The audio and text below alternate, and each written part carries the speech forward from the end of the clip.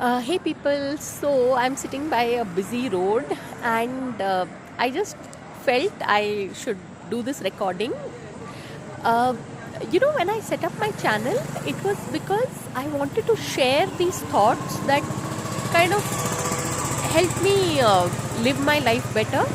So, as of yesterday, also, I had this light bulb moment with regard to the fact that quite often we do a certain task and we expect a result, right?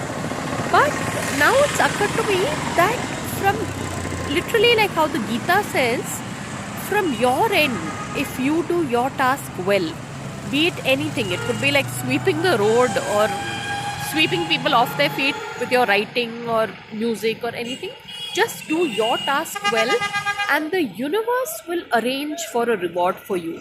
You don't need to be working at a certain place or hope to get noticed, which if you're doing your work well you will get noticed after a point. But it just occurred to me that the universe just works like that. It sees whether you're doing your work correctly and the reward will come to you just on its own. I found this a very beautiful thought and a revelation, really. So I felt like I ought to share it. Look at my curly hair. So, on that note, thanks for watching and please subscribe.